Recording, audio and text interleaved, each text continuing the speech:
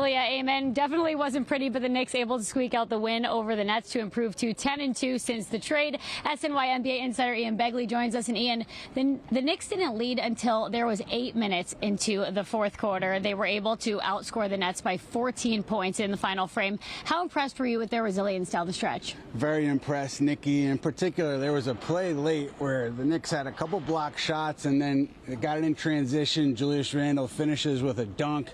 Jalen Brunson afterward called that the play of the year so far for the Knicks because here they are, shorthanded, no Hartenstein, obviously no Mitchell Robinson. Nets are playing really well, but they find a way to get it done in the fourth quarter. Yeah, 30 points from both Brunson and Randle, just another day for those guys. The biggest question mark heading into this game was Jericho Sims stepping in for Isaiah Hartenstein. How much do you think the outcome of this game, the way it played out, was because he was out? Well, look, I think they probably win by a bigger margin if Hartenstein is healthy, but you got to give Jericho Sims credit, right?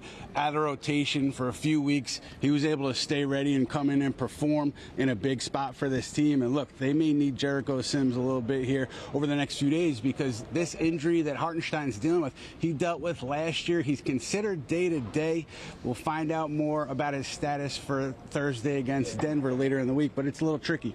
Now, all Knicks fans' eyes are set on the trade deadline on February 8th. We know that the Hornets and the Heat made a big trade today. Terry Rozier, Kyle Lowry. How does that impact the Knicks if it does? Yeah, big time, because you're looking at a Miami Heat team that added a really good scorer in Terry Rozier.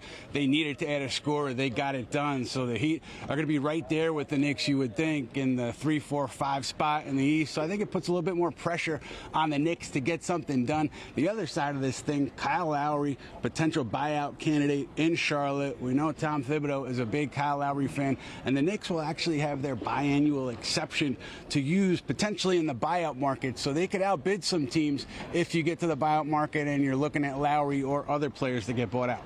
Any other Knicks trade news that you know of? That's it right now. All right, that's it. Well, the Knicks get a big test on Thursday as the reigning champion. Denver Nuggets come to town. For Ian Begley, I'm Nikki Lattarulo.